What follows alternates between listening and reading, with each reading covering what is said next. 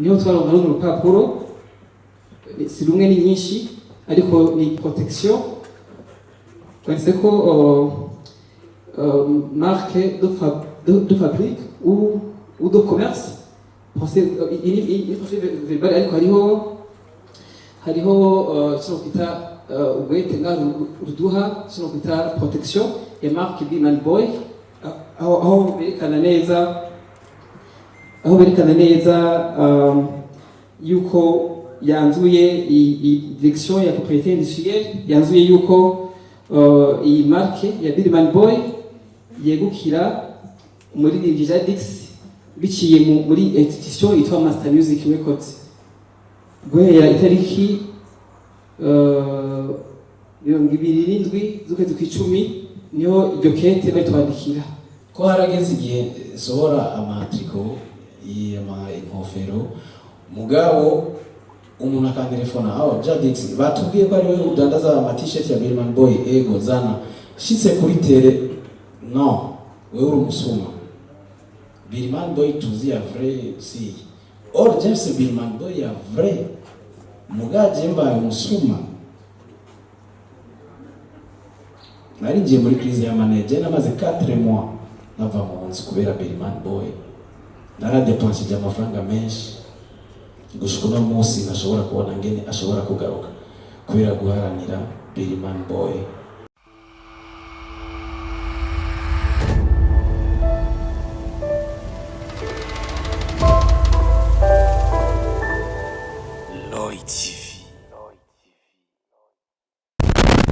Yes, one to everybody. My name is Radio. This is Lloyd TV. Ndagusaba gukora subscribe kugira ngo uzurabona professional interview. Ni Mr. Radio ndakubwira ati I'm back again. Mbana amaze kwigarukira kuri micro. Right now urabona nahantu kure sana twatembereye na cameraman. Urabona Ingo Club. Twagiye kuri club novuga ko ikomeye sana ahantu basanzwe bavugiriza abakora the magic.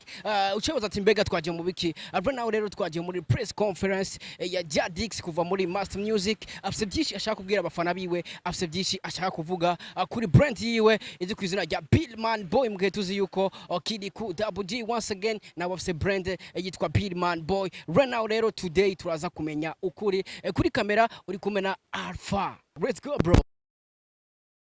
Kujanye niyo brand yateye uruhagarara canke kutumvikana ariko birimaze igihe kiringo cyababa umwaka biriko birayagwa n'impande zose banashaka ariko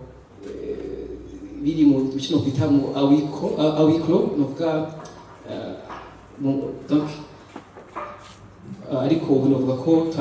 twahisemo kuvuga ati reka tuzi imbere twamagareye abamenyesha makuru nabonye twaha iyo nkuru bagenda bashikirize abamenyesha makuru imbere yuko izindi mesures zo kifashishwa usanzwe rero Billman Boy ndi hano nk'usurikira Master Music sinza kuvugira cyane kandi namutahe ndayihisemo uvuga ngo action directe ou indirecte novuga ko ariko ndi hano kuvugira umuririmbyi asanzwe ari muri Master Music ya Jadix kandi turi hano mumenye neza turi hano kubwo imvo y'ugwango yamvo bivuga ukunda kuvuga ama media yanyu ngo donc kwaserera injyane vurugu oya turi hano mu mvugo no kandi Pacifique kandi turi hano dukoresha no bwa buryo bw'amahoro bw'urukundo nkuko nyine batwigisha tamana nanje nabihimiriza abandi nkuko sanzwe ndi hano nandi mabanga njejwe donc nta narimwe niga mpanura barindi ko injyane ingimba zoje imbere avuga ati urukundo niyo bishitse akabaho akabutuntu nukangu tutwe different nge kudatahurana bigatorerwa inyishu n'ubwa mu nzira y'amahoro no kunoga ko mu nkuru zo kwandika muza gushikiriza abakunzi banyu bashe singera bigisha ko yandika ariko ntihagirire namwe bavuga ngo Master Music ngo iri mu muriro na Billman group yindi muzi ariko ni Master Music label cyangwa label y'urukundo label ikorera mu donc nuvuga muri navuga muri energy navuga muri positive atana rimwe tugiye gushaka yuko twokiasocia n'ibintu bishyicanisha abantu ibintu navuga by'ingingo ariko navuga mu majambo make. Donc kuchonzi kuri Billman Boy je nka Masterland CEO wa Master Music ni navuga kari nka slogan mubizi mwebwe nga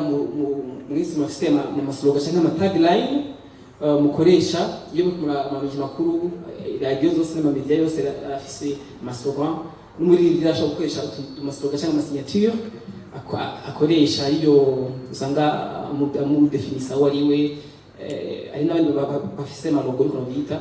hama rero muri Jadix yamaze igihe kinini cyane akoresha iryo jambo yitwa Billman Boy aho binagaragara no mu ndirimbo yasohoye muri 2020 yitwa Fata iri kuri YouTube bigaragara aririmba avuga mu jambo Billman Boy ariko ikaba ari slogan novuga canke tagline yakoresha muri iri mugabo asanzwe yashyize gahunda zindi zo kwikoreramwo gahunda yazifitiye aza kuba kuzibabwira sinza kumuvuga ngo kubyonzi nuko yavuga ati nk'umuririmbyi nanje nakenera kubaka icyo kwita branding yanje kugira ngo biento nshobora kuvuga nisumamwo mabizi ko umuziki wonyene biciye ku isoko ryacu yawo dufise ritoyi mu Burundi biragoye cyane ko umuririmbyi uvuga ati no musingira nko muziki wonyene nk'umuririmbyi ngo shimishwe n'ubuzima n'ubamwo kiretse yuko biko biragenda bigenda bishoboka ariko ni byiza ko bishobotse nkuko banabiduhanura abarongozi bacu kuvanga ibyo dukora gukora imyuga myinshi n'umunyeshuri makuru ko buse n'utundi ku ruhande udandazwa business zitandukanye dukora kugira ngo usahirize ntugire ante imwe ko bavuga ko umwongo umwe wonze inyoni kandi niko biri nyine no muri buzima busanzwe iyo ufise ante imwe kubeshaho nubaho uwo vyifuza akise kugira cyo gihe no ati ni byiza ariko ishoboka contrat ya production discographique yagumye iri muri Master Music nkuko yavuze hajya ase contrat yo guhamya 2019 yo guhinyanya imiziki ibitaramo bijanye n'amadiski yiwe byose yabanegije akora muri Master Music ariko gati iyi ni marque yanje nkuko no kugura iduka yize kuba afise impuzu n'ibindi uko no gati ni iduka bitwa Billman Shop cyangwa Billman Boy Shop kugira ngo nanje ndabiko kugira iyo mugambi yarafise mu nyuma rero haciye imisi jewe niho naronka amakuru sinza kubabwira ama detail menshi cyane kugira ngo tucunguze umwanya umwete naronka amakuru avuga yuko amakuru banashaka si yari amakuru nibonera tanayimbarirano yuko hari umuzo wa Billman Boy yindi mwabonye muzi yundi mu yundi maze kubona ndimuganiriza mugenzi hano bati ewe naho bitaramenyekana ngo cyo kumugaragaro ariho indi ruga iyo isina marke gusa ngo ni nka sinzi nibo kuvugira icyo ariko uko maso yajibona uko birengeye marke donc nka maison et de disque cyangwa ikindi kintu kirengeye marke gusa hama ndavuga ati bona gute tubikore kwiki nuko natamye bivuga twebwe ibintu by'injyane nta musunze kunza ko mitubisemo kiretse iyo babidukwegeyemo nta musunze zo kumva Masterland yatanguje intambara cyangwa Masterland ngo yatanguye yasotoye abantu ariko niba bitangura nzoyigwana kandi nzoyitsinda niyo kairo yaciye haba ndamubwira ati sini intambara nibi nakenewe ahubwo kutukuvyo n'intambara ahubwo numva ko nari nitangura byiza tuzobiyaga nabo nabari tuzinanye harimo nabo tuvuga mu ntari imyangozi tuzoyaga kandi tuzohuza nisanzwe tuzoraba niba ko haba gusederanira ko ari gihe bishika nka concert mugahurira mu itariki mukaganira mwagaherero yundi bishika kuko ibyo tuganira byose mabizi ubuzima turimo bisama miliyari naho byo bari miliyari turi abantu ubuntu biko buhambaye tuvuga ati umuntu amaze kuba ariho ibintu bizoza na kibazo nta mpamvu yo kujyanira ibintu bihera ku isi ejo bundi murakaza aza kwirenganira kitaba Imana ivyo yasize donc atereye ubwoko atereye ubuntu akabisiga hano ku isi nta mpamvu yabyo tuzovugana bibaye ngombwa turabeho ko habaho abasezera abandi kandi twebwe ku ruhande rwacu twari turi pre kandi n'ubu turi pre yo kuba hariho yo guseda hama rero tutaje mu gacerere kuko icyo gihe imarke ni bwabe annonce niho rero aciye iminsi c'était un certain vendredi niho bagize cyo kwita umugwi wundi wakoze cyo kwita nka press conference barabahamagara benshi makuru mwinshi muri mwege bari bahari baganira ku bijanye niyo nasima iyo marke yabo shasha hanyuma cyo gihe jewe muri iyo weekend ndavuga ati okay ko byagiye kumagaragaro rero cyagiye nishiza ko tubaraba tukavugisha abarindi bagenzi bacu ntawe n'uyundi benshi muri bo twakoranye nk'umuproducer bagabo bose n'abakora imiziki twakoranye mu bitaramo bitandukanye donc n'abantu bana atagutinyana donc bisigura yuko twari kuyaga tukicara tukayaga icyo gihe iyi weekend ntibyashobotse turasabye nasibye umubonano asaba ati bagenzi ati murazi yuko hari muri ivi siyo marke itwa ukunuku mamuzi kandi mwabizi neza ko niyo ndimo yo murayizi ati byo byiza tubonanye tukaganira kuri icyo marke kumbure tukabicokorwa kuko icyo cyo kuganisha ndayinzi cyari cyo tuba mu byo toyaga niho rero savye umubonano navuganye nabo barindi bose ku telefone icyo gihe bari Bujumbura bavuga ati bari mu gitaramo ruguru ati twaza tuzoshobora kubonana hari weekend ariko ku munsi wa mbere mu gaturuturu icyo gihe ari dimanche umunsi wa mbere twiteze ko twindire appel duhamagagwe ngo tushobore kuyaga kuri ibintu bya marke turatanga amakuru yandi ya fuite atubwira yuko mu gitondo cya kare saa 2 z'igitondo marke yindi iza kuja kwandikwa mu ma institution bigenewe ajeje protection ya marke iza kuja kwandikwa mu gitondo kugira ngo bya biyago twasaba ntibe bikibaye kuko nishizo bikimaze kandi nabamenyesha yuko twebwe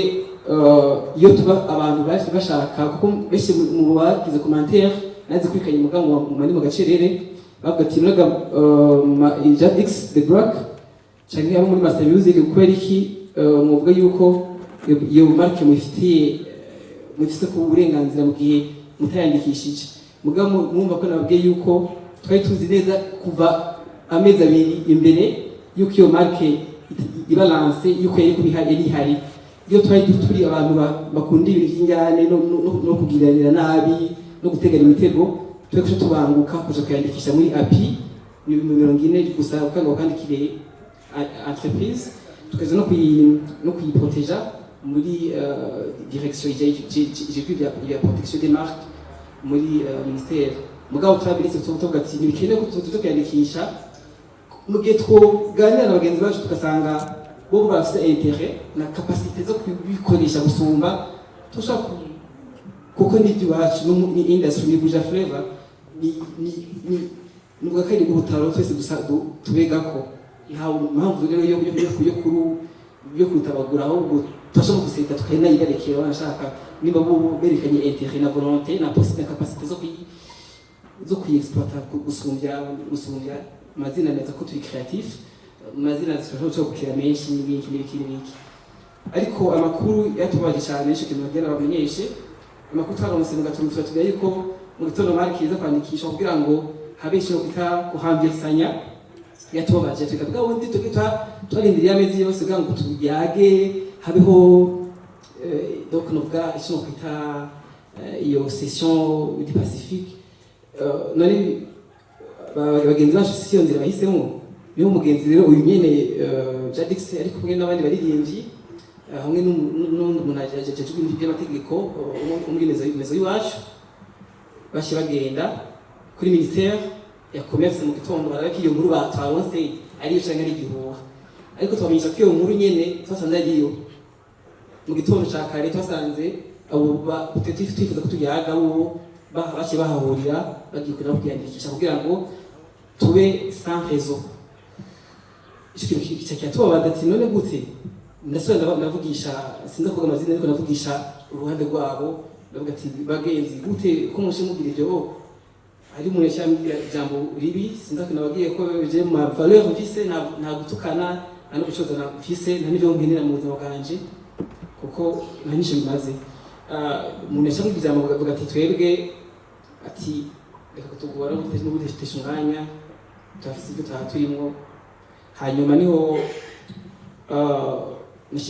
nishimba ko muri api mushi bitona nyene na telefone yo muri api ko mfise api niyo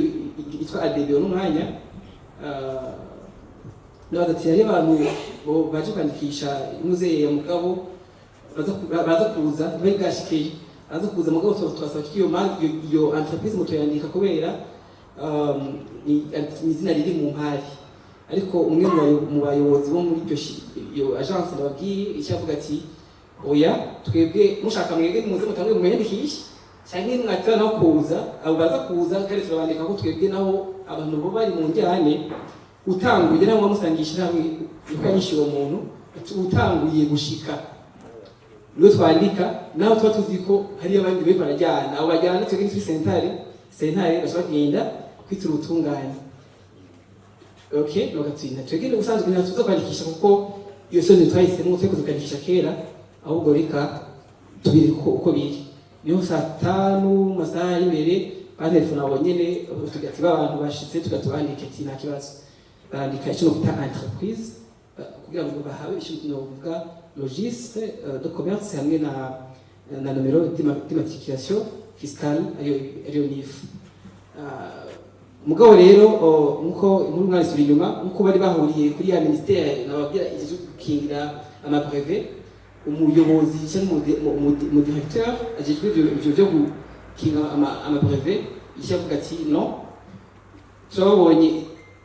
muhuye muri babiri muje kwandikisha ikintu kimwe isugura ko muri mu litige canke impari namwe twandika dusanga procédure ya enquête yo gutohoza tumenye abari mukuri twege tuzoha marque tuzoha protection de marque abazo bari mukuri muri migwi babiri mwese gina muri he ibi byose bisabwa cyo gukora detail yose hama muze amatohoza ushikanganje bekangura ibyo byose bigerezwe namenye nta media yo mpamvu tugiye ngombwa ko tubamenyesha hanyuma yo ministère au imigwi yose ikakuriha mubyumve neza uyage kuriha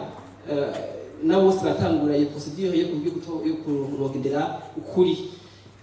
munyuma imama amezi menshi arenga kuri abiri ministeri cyatohoza yashyize mu bibanza byose yashaka kuri master music yashaka ku ruhande rundi hari radio yifashishije hano sinzo kwibuka amazina hariho inzego zitandukanye ministeri yifashishije mu kurondera ukuri kugira ngo babone ibyo kuri ninde yatanguye gukoresha izina iyo marque ku buryo yohabwa protection nyuma y'amezi nk'abiri sintumwe sindi précis cyane niho ministère yanzura ati twebwe bivanye n'ibyo twakurikije na jury yacu ijeje gutatura amatati y'abantu batase bivanye bahuriye ku marque canke cyo kwita propriété industrielle niho baciye bavuga ati tuyihaye muri bimbi Jadix yo brevet cyangwa protection de brevet n'umwanya rero hari tariki 18 z'ukwezi kw'icumi 2021 niho twaronka n'urupapuro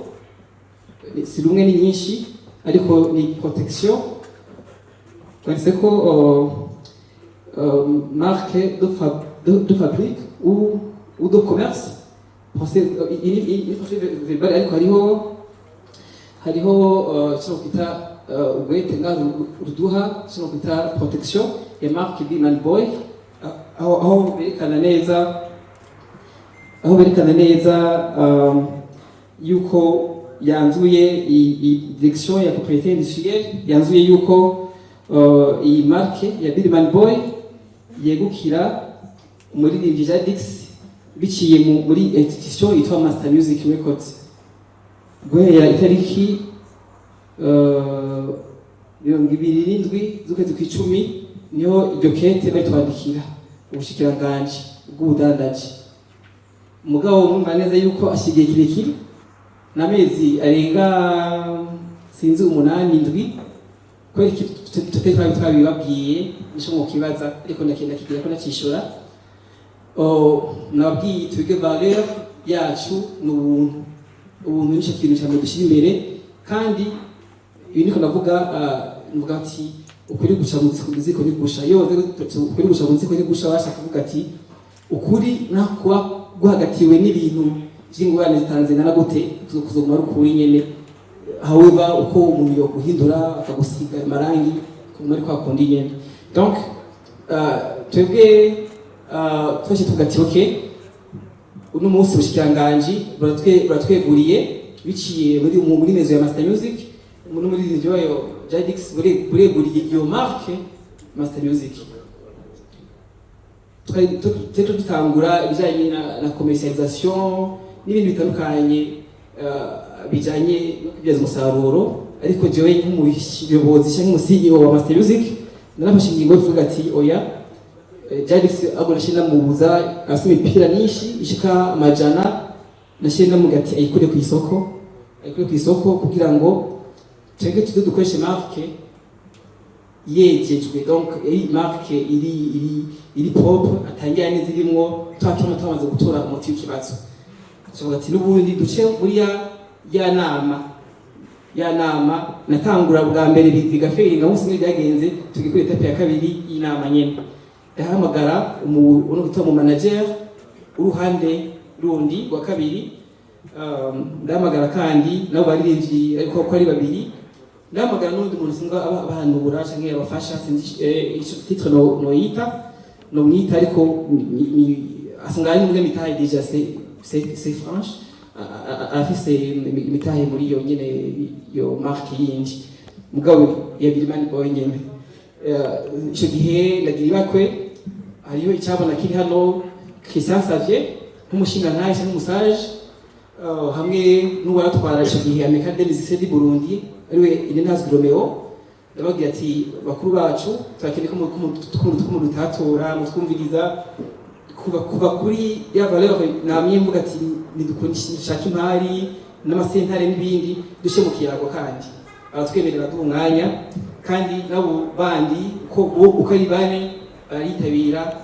iyo nama yacu twakoze. Iyo nama twakoze rero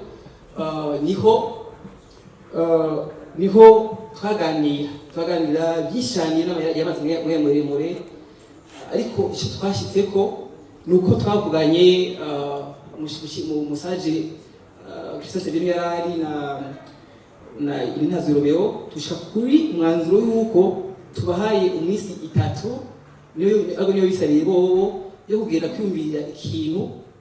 bokora kuri Birimani Boy, nimba babandanya bikoresha, nimba bayihagarika, nimba twumvikana ibindi mugabo baduhise 3. Iyo minsi 3 yabaye amezi 7 kandi deja sa amezi 7 kwago petite chokari eternelle kuko nayo ntirahera. Hama niho twavuga ati okay Jadix kube nta meze ko nuse kudandaza imipira. Jadix aza kwivugira yagize amamenase menshi cyane, menase z'abafana kundi ruhande batatahura iyo situation, amamenase gose kubyo naho n'indirimbo yarafise abagenda zisohora kugatijebe bigenda gute. Niyo mpamvu niyo ndimba isohoye tuzi guhamagara kugira ngo dufashe kubwira ukuri no gushikana kuri kuba dukurikirana ari bafana, kuko nubundi yabanagije akoresha iyo marque afite uburenganzira. Mubona ngaho impapuro nyinshi cyane twabaye n'ubushikiranganje muza kugira ifoto yabaza gushaka iduha uburenganzira bwo gukoresha iyo marque kuko tukwisha illegalement. Hanyuma rero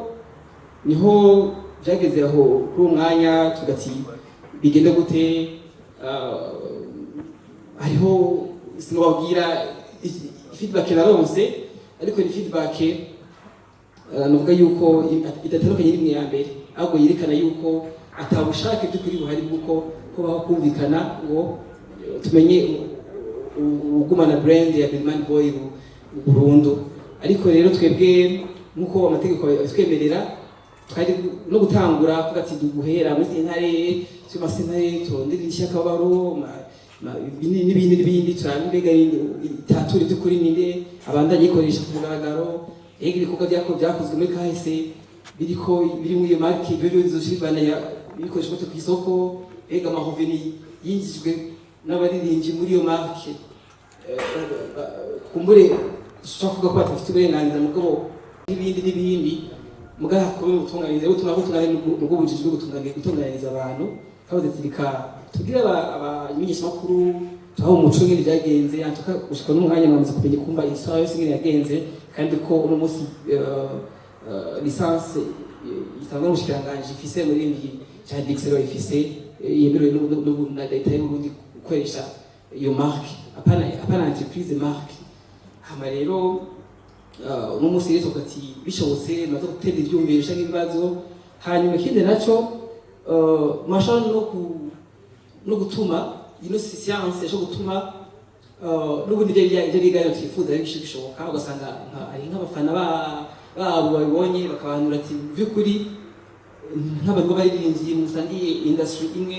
mwe muke gutaturwa n'amasentare hari abashinga ntaye kandi n'abantu bakuze by'ukuri mwumvikane muri muyage twebwe twashari ouvert n'ubundi cyo gati kwitwebwe solution yo kwita ubutungane sio option kano kanya ariko igihe twihaye kugira ngo turabe by'ukuri ko botebanya ngo bafatiriwe bakibwiriza kugaruka bakaturondera bagati by'ukuri tuvugane turabe ko tufise volonté kwa dukoresha yo marque tuvugane ingene mwitwegurira cyangwa twovugana nyene tukarutura umwanzuro uri hamwe ariko rwako naje nyene nafatiriwe n'ibikorwa byinshi ndabumwe ne kwikurikirana ari no mpamvu tukoze no munsi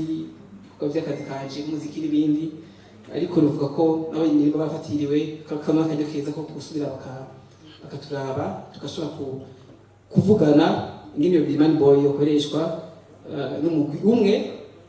kandi akaba ari muri transfer ya marque n'imbari kimugabo akabaho iyo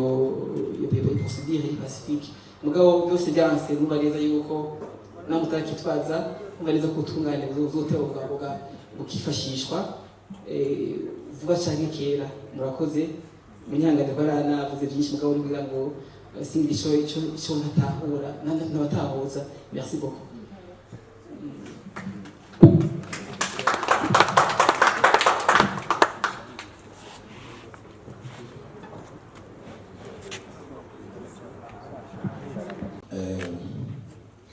Ndibaza byinshi twavyumvise hariho byinshi byavuzwe nari kuvuga mugabo byamaze kuvugwa kuba handi Birman Boy rero novuga yuko iri mu bintu by'indoto zanje kandi ntabikishije amajambo nababwiye ko ndi umwe mu baririmbyi muri Master Music sindekuriye gupostinga ndiko ndamamariza iyindi brand ndi mu yindi brand muravyumva Birman Boy nimba ntaho banarayipostinze ngo ndayimenyekanishe hariho page ya Facebook yanjye sigenda ikoresha yafise umuntu ayikoresha muga dusubiye inyuma 2020 itariki 26 z'ukwezi kw'icumi na kabiri logo ya Birman Boy tubona ngaho inyuma yari postinze mugabe mwe tutamenya tuje kwandikisha ibintu uvuga ati iki kintu n'iki wanje umwanya wari wose nzogitoraho nagishize ko apari yo ngo ndafise n'indi brand yitwa Black Nation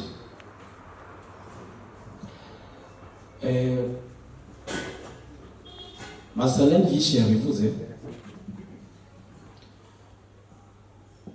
hari abantu babonye Birman Boy bariko barayilansa bibaza ngo bibaye gitombo twari dusanzwe tubizi ariko je navuga ati n'abantu bari siri na jewe barazi yuko Birman Boy ndetse na bamwe muri bo bampamagara Big Man Boy kuko sibashasha kuri jewe, sindi mushasha kuri bo. Byaramwangaje, birantungura gose niko novuga. Apa rero ngaho bimaze kuja ku mugaragaro, Master Lende yarabajije turabaza, mugabo turabona yuko umengo hariho bras de fer.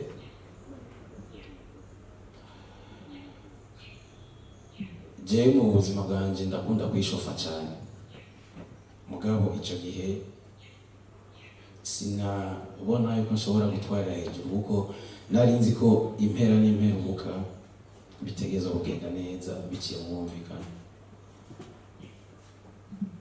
Mugabo uko navyibagije siko byagenze. Apa rero ngaho rero je harageze igihe maze kuvuga ati none ko aba bantu bakoresheje Big Man Boy atakina kimwe, reka basingire icyo mvuze kuri bamwe basanzwe babizi nabo basanzwe babizi, turabe ikintu cyo nakoze akantu gato na postinga, mugabo ama message afise nga mu telefone y'abafana batandukanye. Novuga yuko ari ama message yatumye hariho n'ikintu cyaje muri je kirambwira none uwo muziki woheba, kandi gatonya narahevye umuziki vuba, narawuhevye ndagenda ndazimira, mugabo Imana yabikoze no munsi nagarutse kuko ngo n'inyuma yaze irakora. Navuga yuko rero maze kwakira ayo message je ndabona ko ndi mukuri, ndiko ndakoresha ibintu by'iwanje by'ukuri, mugabo nkaca nitwa indyarya, umusuma, jalousie, ndiko ngerera jalousie abandi. Why? Mugabo bamavuga ngo inkoni hirigiye, uwo munsi wageze nari numva ndabishaka ko wogera kugira babone abarundi n'amakungu babone neza ko ibyo nakora byose sinabikora kuko kurondera base cyangwa ishaka kuyiba, no, ahubwo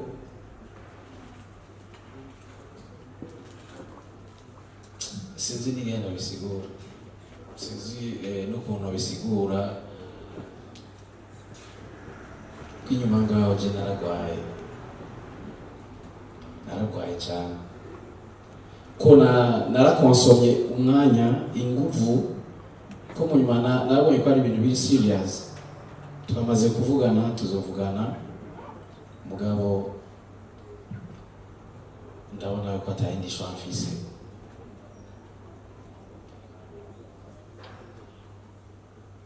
Nibaza yuko hariho n'amaposta mwamwe turayafise bagiye barakora ababarongoye, ukabona ko ari ama message atameze neza, mugabo ivyo sadeba. Nibaza yuko atakintu kirekire novuga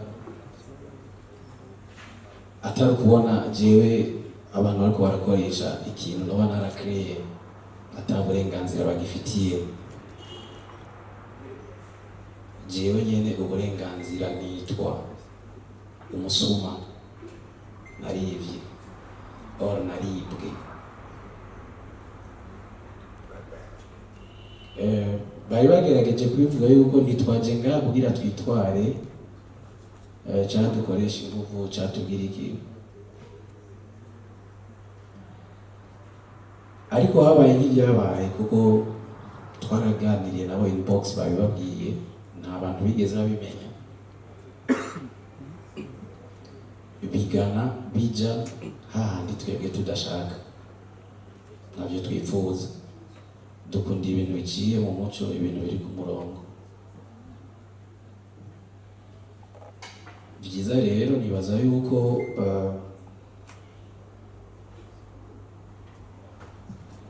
abari hano n'abaza kudukurikirana n'aba bafana, ama message baba baracishije ku mbuga ngurukanabumenyi, ama message baba baracishije inbox gushika no munsi, ko harageze igihe sohora amatriko inkofero mugabo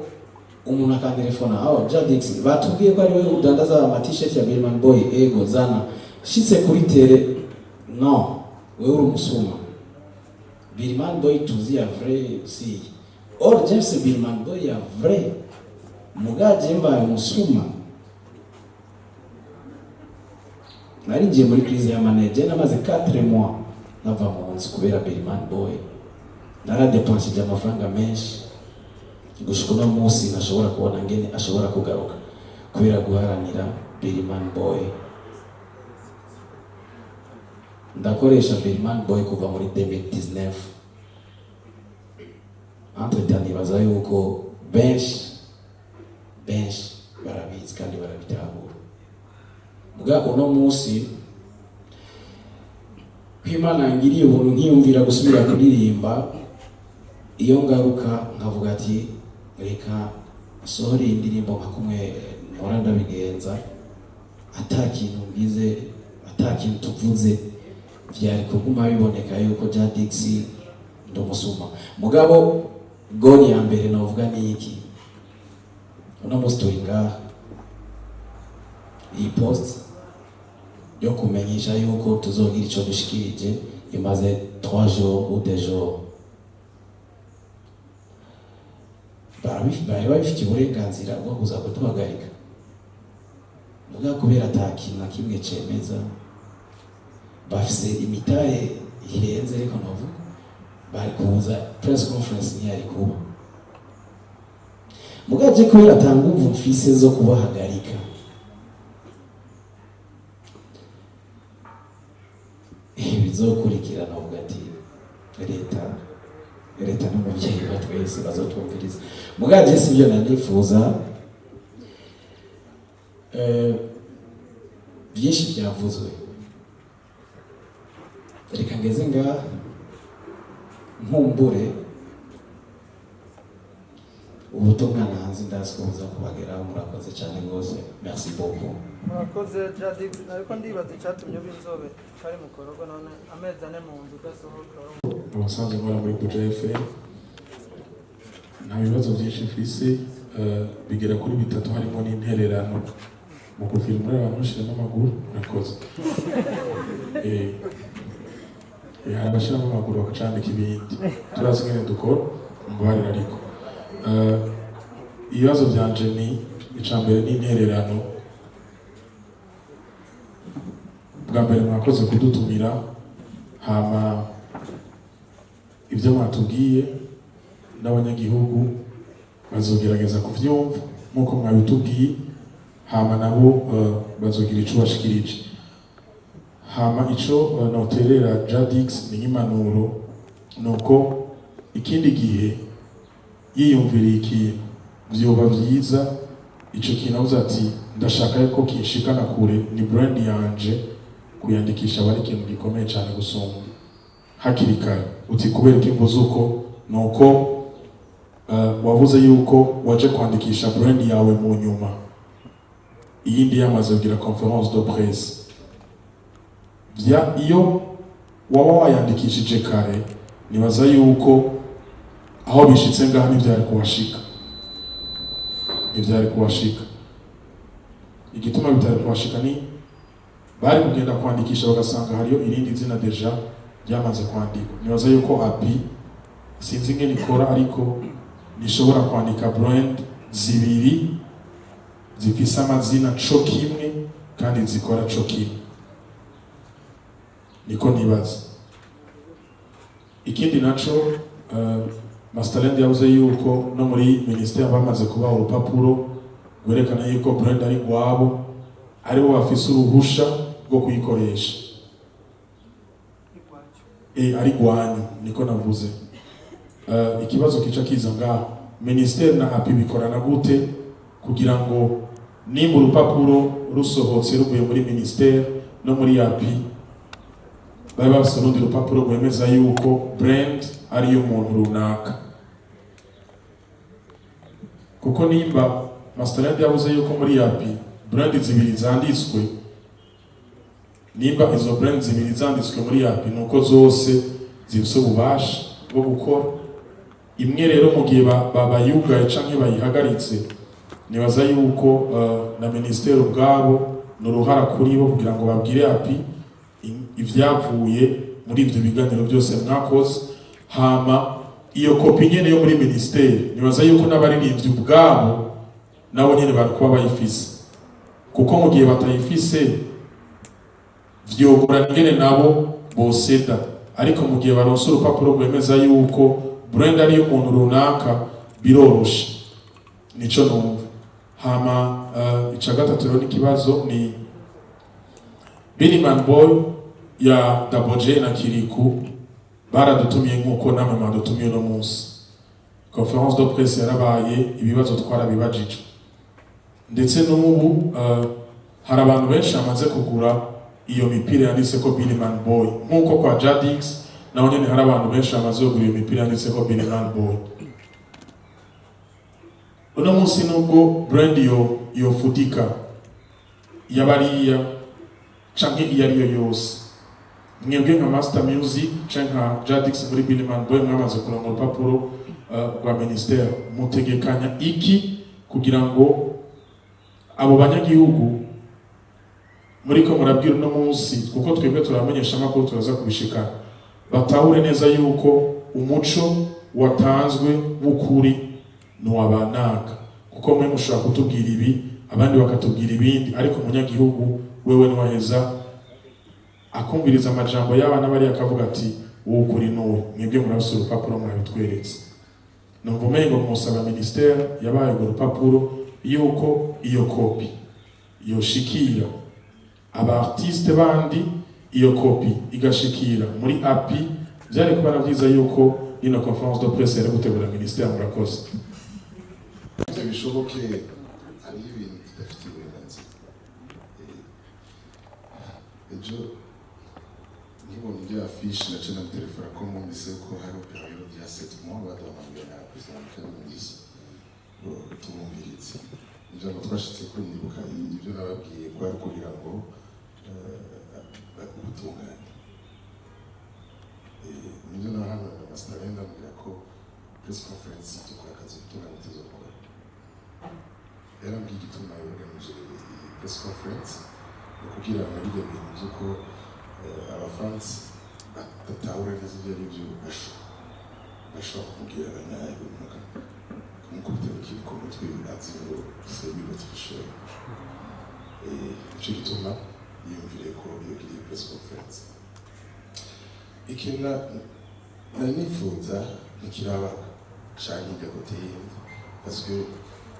inzego zirazi ibintu biteza kugenda n'akabyo, amateksti arahari. Nashaka gukaburira urugwaruka ruri ngaha banyuranye tumusaje, nabonye abajournaliste bari makini bariko barakurikira kuvuga ko iterambere ry'umuziki mu Burundi ryarahabaye kera za 2003-4-5 twagenda na bafarira za Munyeshenzi iwanyu, twaravyuka mu gatondo tugasanga igihugu cyacu bwa stable tugeranye mu bareberi, twarinzwe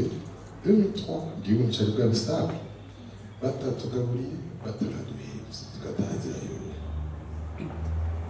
Quelques années plus tard, umuziki yamuhamagaye kama miliyoni ikamurihira amatike y'indege akaza avuye mu Butaliyani. None ubu abarinzi bageze ahantu bagira marque bakanayipfa, hakaza amakamera angana gutya, hakaba press conference, aba bana mubona ngaha bagakurikira ubwa mbere muri abana b'abakobwa we 2003 uri kuri kuru ya université ya 60 heures ariko aramenyera structure organisationnelle byari twita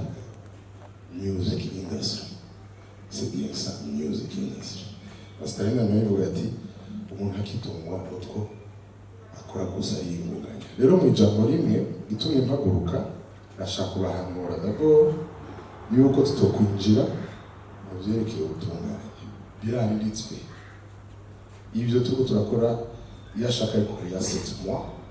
muganga nabyo yakoze mubwazo bikora n'ubundi biraniheruka kandi ya plusieurs façons de le faire. Mugabo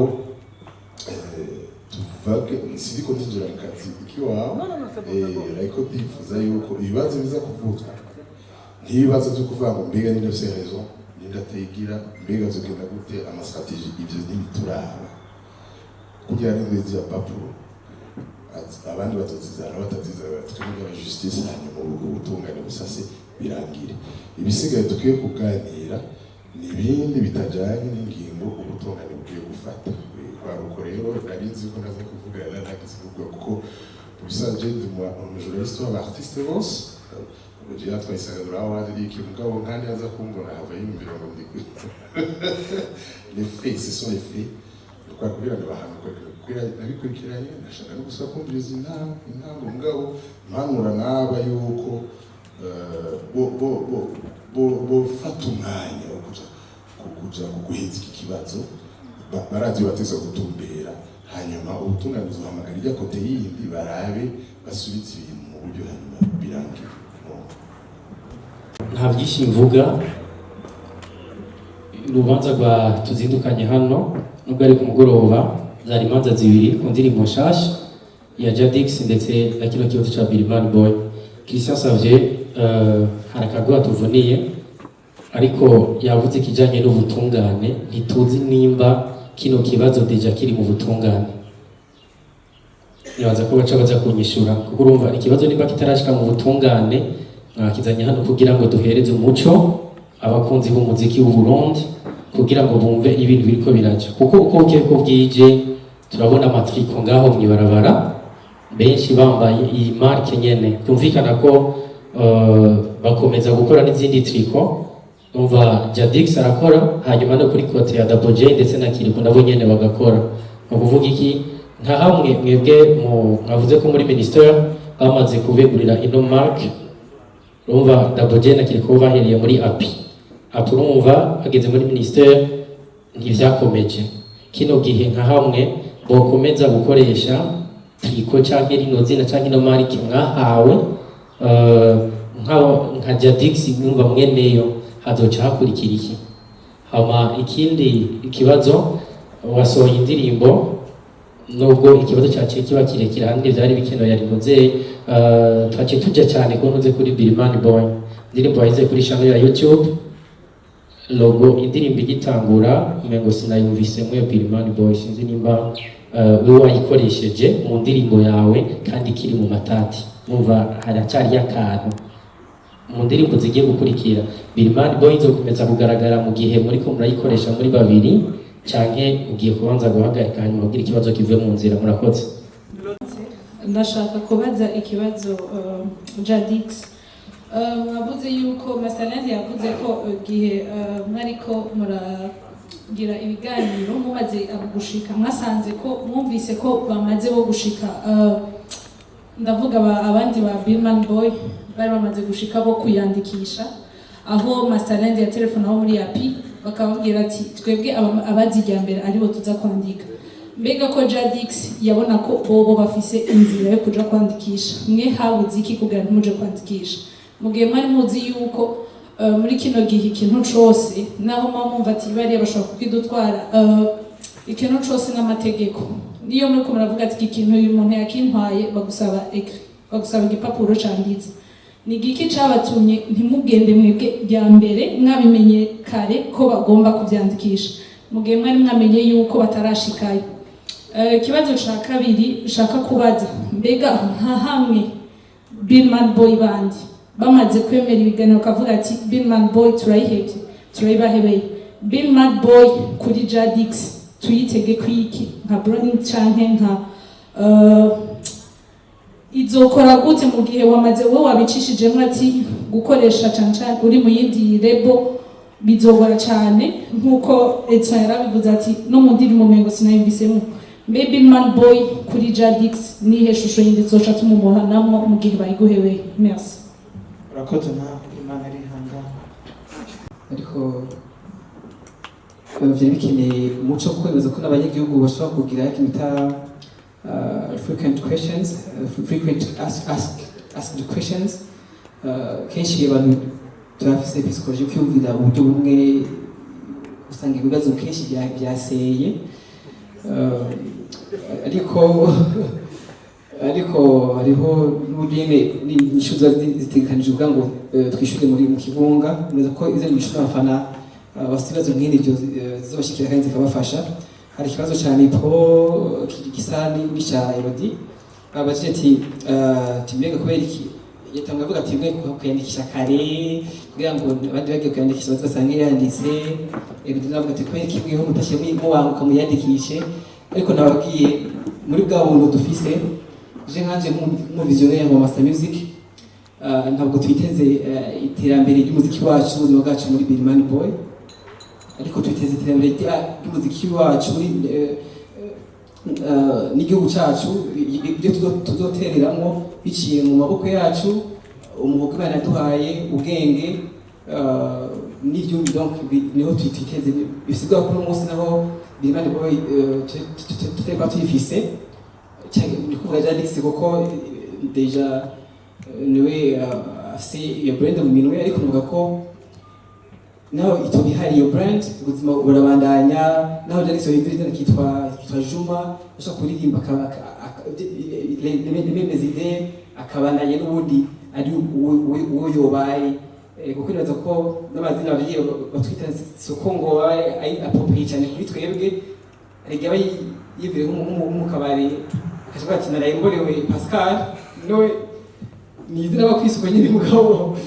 sinisiga yuko ishi determina uzoba wowe bivanye na personality yawe na character uzokurana, ariko nizera ikintu gihambaye niyo mpamvu habaye izo etape zo kukingira amazina ari bita marque, ariko rero igituma tutashbangutse cyangwa simwe novuga mu kirundi cyiza kwirukira bwa mbere twebwe yandika même deux mois avant, ariko twavuga ati what if usanga ari ide ikiri bazi nyine ide innova muri ro NC kuko je mundi ko nubaka nazi ko nazo ibyo ibintu byose dukeneye mu muziki sinubikora jenyine nafise ibyo dukora nka nje mu visionnaire, ariko hari ibindi biteza gukorwa na Edison twese gukorwa na wewe kugira ngo twese twe dushira hamwe turonka industry ibakwa n'umuntu ibakwa n'abantu benshi bakwera iyo vision iyo mentalite yatumye Jadix na mugihe Jadix no turandikisha ahubwo nibabona ko je maze kubona ko biri mu migambi yabo ubwo biteraje kumugaragaro no gati otifu usanga banabihevye ntibanagije banabikora bagahindura izina ko kenshi ikintu kiki muri projet même si amategeko œuvre ikiri muri projet ibiri déjà protégé ikiri brouillon cyangwa ikiri muri construction ibiri protégé mugabo navuga ati mu gihe batarayisohora nkuko bosanga iryo zina bari hejuru bagatora irindi ku buryo usanga tugihoye ubusa tuvuze ngo tugiye ngo guterana imiragwe nabo, ahubwo tuvuga ati ibyo bizoba byiza nibabona bifuza kwikoresha nkuko uno munsi jewe hashaka kuza umuntu guys ndashaka ngo attentionne icyo kintu nakababwire kuko ni ikintu kiri logique. Uno munsi hanze hari ama transfer y'ama entreprise, hari ama transfer y'ama marque ko lesaba mwumvise yuko Twitter yagurishijwe, WhatsApp yaragurishijwe. Uno munsi ashaka kuza umuntu avuga ati Master Music ndakunda vision ligne de vision yanyu, ndakunda iyo zina, ndashaka kubaha amafaranga yose harimo makuru yose mwakoresheje no mugeze ngure mutahi ijana kwijana akayutwara akarikoresha naco buza bigurisha mu gihe no bako ndi prêt kuyigurisha. Bisubiye yuko natwe naho iyo ide ari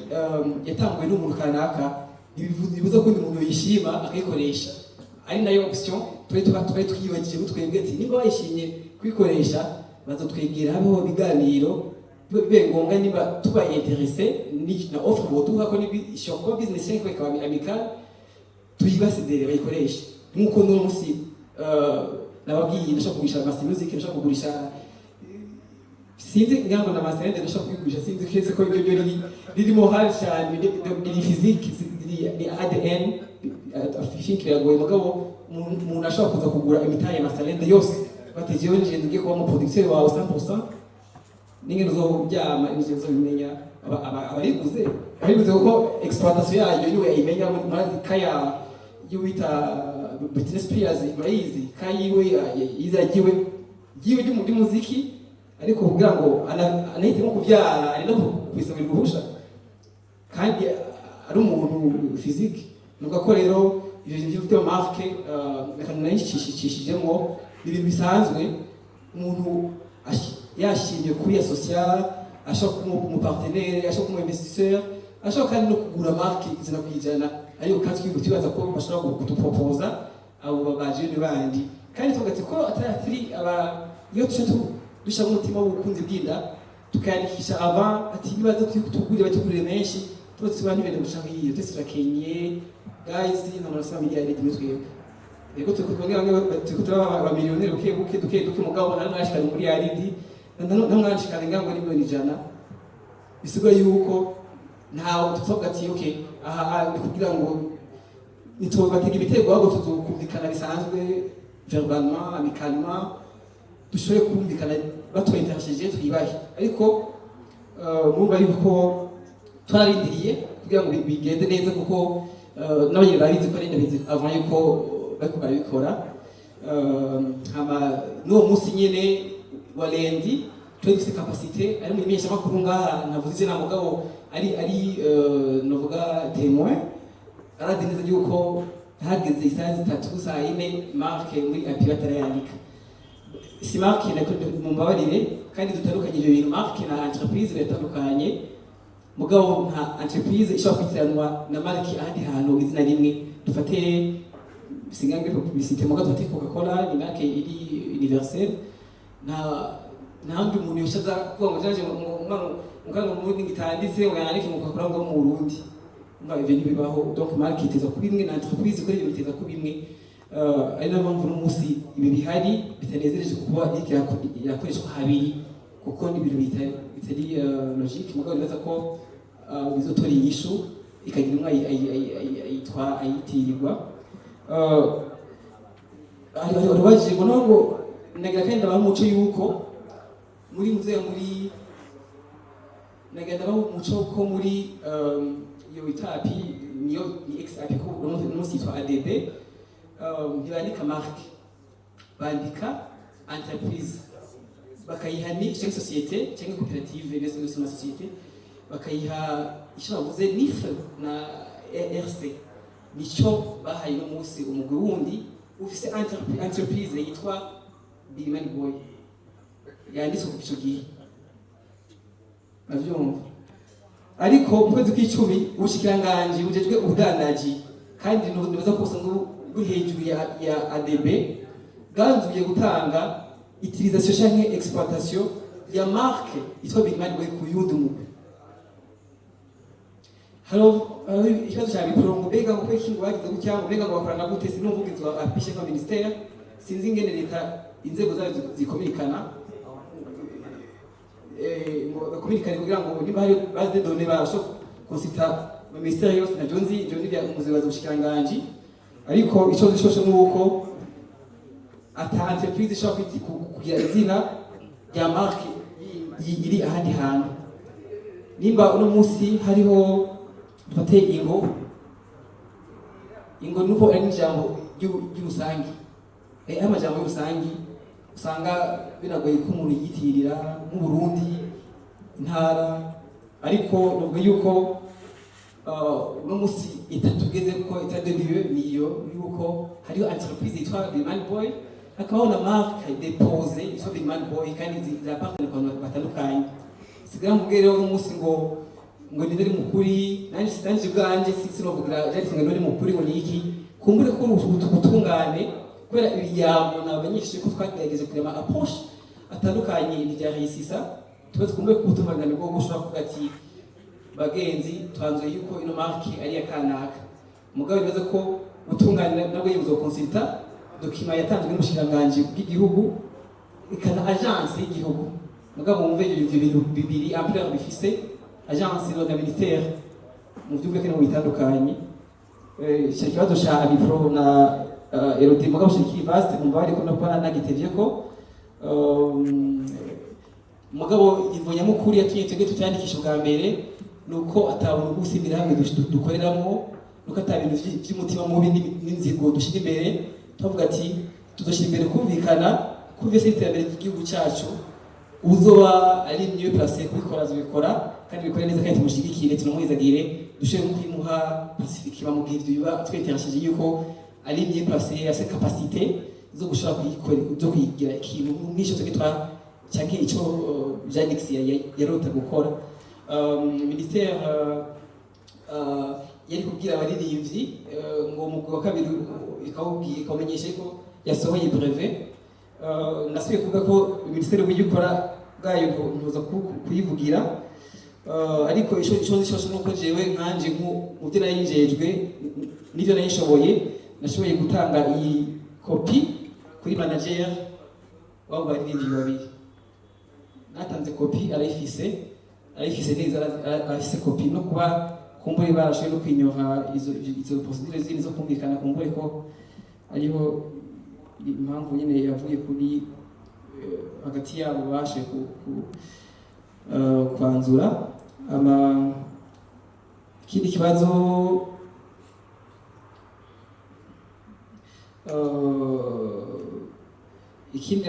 navuga ngo no bayihevye ngo ikoresha iki cyangwa Jadix ikoresha iki. Icyo kibazo nazo ko mwese muri mwiga bafite vision, kandi hano si umwanya mwiza kuko tuvuga ngo vision à court terme, moyen terme, long terme ishyirahamwe mushatse tuvugira hano kuko hari ibintu biba confidentiel. Umwe wese afite indoto ziwe, mugabo umenye ko atari mwese indoto zisumbiza ubundi.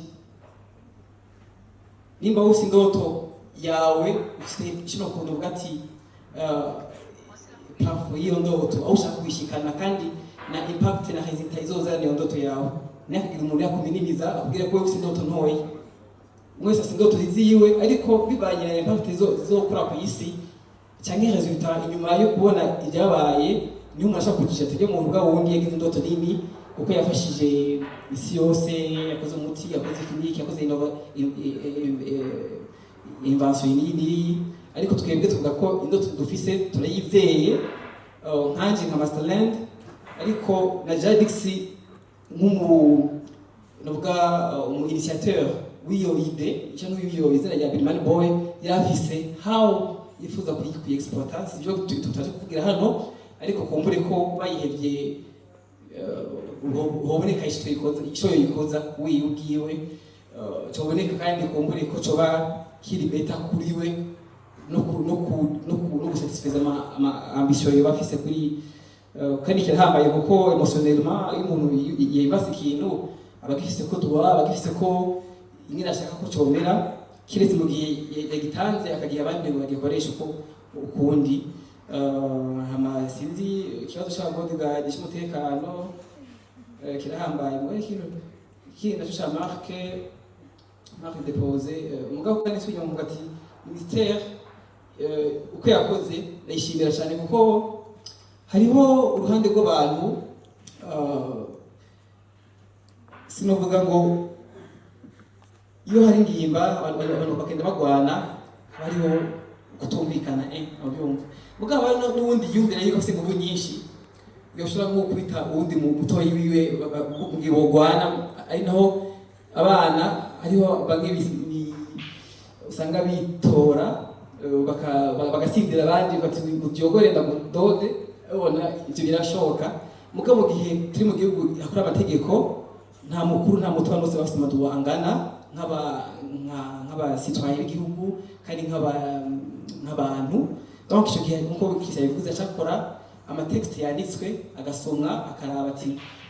bigende gute, ariko icyo cyose kukivuga hari abantu bavuga ati meme gutunganye c'est pas évident ko ushobora guhindura ikintu cyangwa ikindi. Mugabo cyo navuga coco noshimira cyane iyo direction yo muri ministère ijejwe protection industrielle yarashoboye gushikira impande zose mu byumve. Niho mwibaza ngo mwage ngirihindana abantu bamwe ngo bakora ngo utuntu oya, bose baratanze amafaranga muri BRB ya enquête demande yuko harakorwa amatohoza y'ubushikiranganje kandi ubushikiranganje bwarashitse nk'uko nabivuze mu ntango kuri maison canke headquarters y'uruhande rumwe hose yashitseyo nta namwe itashitse bose yabashikiriye mugabo ku nkuru nari n'ababwiye ariko bisaba kuvuga nuko uruhande rw'urundi ibyo twatumwe n'ibyo Jadix yatumwe ubwahitiro bwe muri Amicale de Missiles de Burundi rumeze igihe indirimbo yasohokera amapreve avuye kuri YouTube indirimbo zapostingiwe ivuye kuri Facebook amaradiyo atanga amakete yerekana ko iyo ndirimbo aho hakorewe icyo twita media tour amaradiyo ntavuze mugabo akomeye azwi mu bushikanganje bw'ibintu bwavuze ati iradiyo zinizi nizo twemera ibyo zivuze gira natwe twagize imana muri imvi fitwa iri yakoze media twakoze radio ubuyobozi bw'abaradiyo buratanga amatariki n'ibiganiro byafashwe biratangwa muri ministère kugira ngo babyumvirize baverifye by'ukuri ibyo bintu ariko kandi kwa kabiri bwa kata preve rimwe batanze na preve rimwe batanze yerekana ikintu kimwe cyo kwerekana yuko bafise droit canke bari legitime kuri iyo musée iyo procédure niho rero ubushikiranganje bucishije muri transparence cyane kwijana bwiye kugira uyo mugabo bisigura yuko ibindi bijanye uko n'umuntu ufise ikintu bigaruriye ashaka kuzimana kakikwiba cyangwa igikoresho kwiwe n'umushagiye ubutungane buca gitabazwa mu gihe ibiganiro bya hasi nk'uko twabivuze mugabo twebwe ubwacu ibiganiro n'ibyo twagumye dushyira imbere kandi n'ubu twavuze yuko uruhande rundi ngombwa ati basha tumvikane turabavukanyi tumvikane turabe procédure ziri commerciale cyangwa amicale ducamwo kugira ngo turi inyishu nizo twifuza twebwe ariko mukazobona twita ubutungane muzomenye ko iyo nzira itashoboye kwitabazwa kandi byose tubikorana urukundo kandi shobora kwita tubikorana dustere ntidushaka kuba violent biba ibintu byogira abo byononeye ku ruhande rwacu n'uruhande rundi dushaka ko tubikora byose bize bihere cyangwa ibice nk'umuntu mu bugwaneza mwakoze amabodyguard nabo nibaza ko ababodyguard nibaza ko mwabona ko kwambaye na Big Man Boy nibisigura yuko imisi yose iyo bahari bisigura ngo umutekano ubangamiwe hari n'uburyo bwo guha akazi abajene ko abajene none bodybuilders babaho gute tutabaya akazi ko bakora akazi natwe muri vision d'office hariho employabilité gutanga ubuzi wa jene byose birimo donc nta kirasanzwe nta mutekano wacu bangamiwe kandi hariho n'inzego zijeje gukingira umutekano abanyibende gihugu twokwitura mu gihe tubona ko umutekano wacu ubangamiwe merci ni n'abanyagihugu mutahure ku mameso atandukanye si ukugira ngo brand Jadix yibukane no natavuze ko izina n'umusi maison ushobora kwitizera ngenge ryose ushobora guca izina bakari kugurira ntihari nta pression yari hariyo yo kuyandikisha ihutihuti twavuga ati mu gihe abo bajene bandi tuzinanye b'abagenzi ba frère botwegera nk'uko twabibasavye batarandikisha bakatwereka iyo capacité iyo volonté n'ubwo neza bw'uko bashaka kwitiriza iyo brand itanditse itaba cyane itaba exploité gose twoshobora no kwibasiga kuyibaha bakagera bakayiteza imbere ku neza ya industry yose muri rusange mugabo kubera twabonye ati ntavyo bipfunguje bashatse gukoresha akibita bras de fer reka umuntu nawe ntasha amera inyohabe sefer umuntu abantu bakuze umuntu wese afite ubushobozi bwo kurwanira droit yiwe n'uburenganzira bwiwe ari ishoto yuko muri kano kanya ariko iyo bo babishisha mu nzira twabishatsemo ndetse kwinda bishika abanyimishi makuru n'imwe kumenya mbeko na bimani isohose yawo kandi twabahaye blessings yacu mu bugwaneza sinzi ko gitaho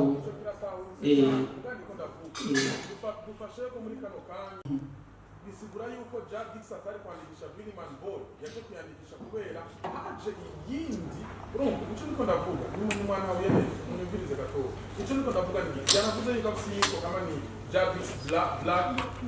yavuze ko Jadix Black Nation Black Nation sivyo niyo ejo ashobora kuza jewe amikoro navuga ati ndaragikunze mu gihe itanditswe uzogenda ndayandikisha niba ushobora gusa ari ibintu twiyumvira kuko tujyana tukabyandika kuri sitati ubundi akaza akabitora niba bisigura yuko ibyo bintu ari iby'uyo ngo yabyiyumvira yajyana nashubise master music ni kubera wayandikishije Spox Dushe ndashobora kugenda nkavuga ati Dushe ni Rwanje ntanayihindura mu gihe Spox atayandikishije icyo kintu nacyo ubusanzwe urakoze unoza ko nakagohe kandi unoza ko twese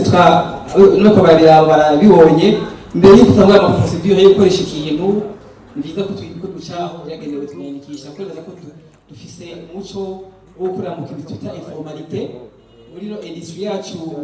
y'umuziki na entertainment ariko iyo informalite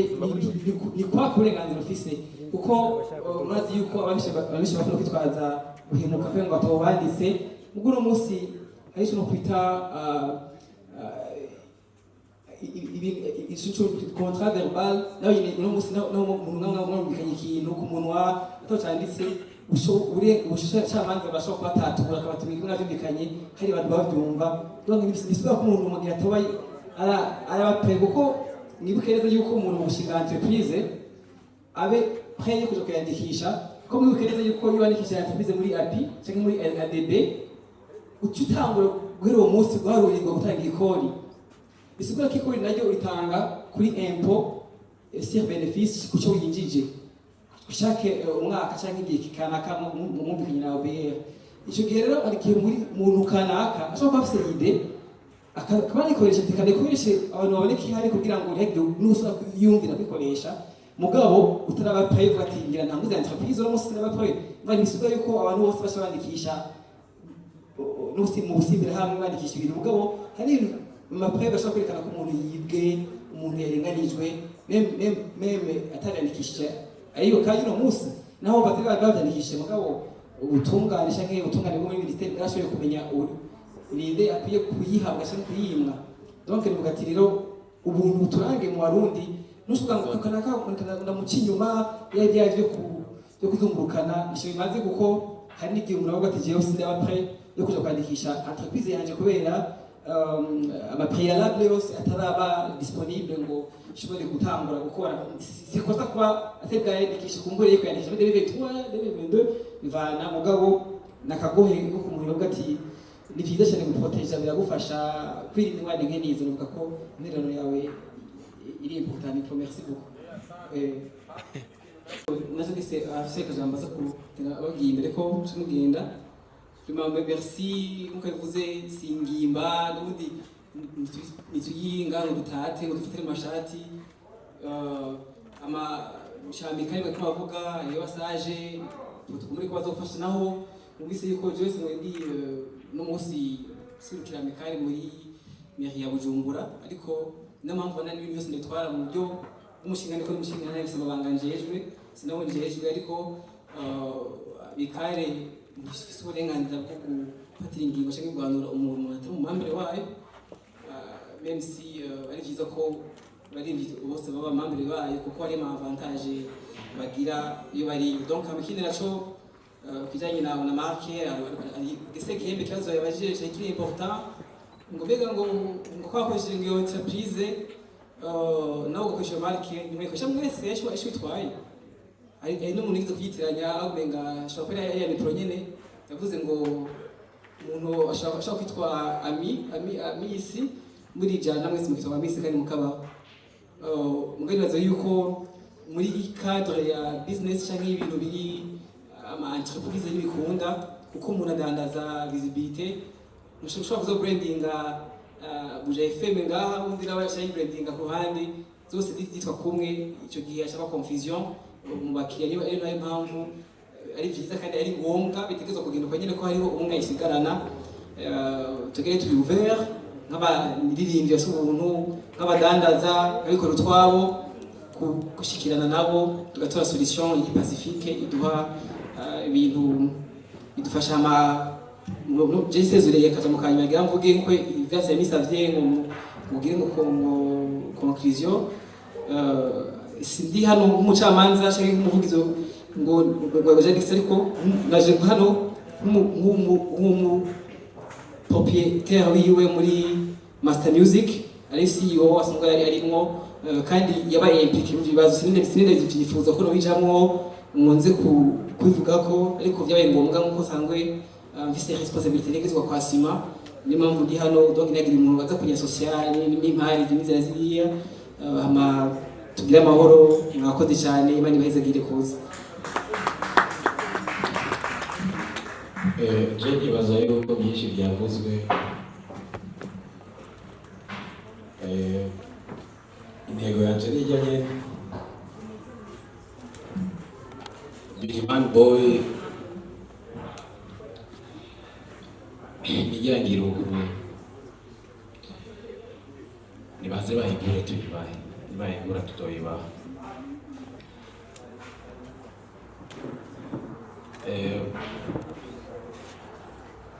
inama izombi nk'ibi icyo kintu cyo twakoresheje kuva mu ntango gushika no munsi kandi nta kizoza gisomba ico murakoze cyane ego merci les amis mwakoze kuza hanyuma twagomba dusabe sitwe tubigisha akazi kandi nanjye si ndumuvugizi wa Master Music kiretse gusa ko Master Rende yansabye yuko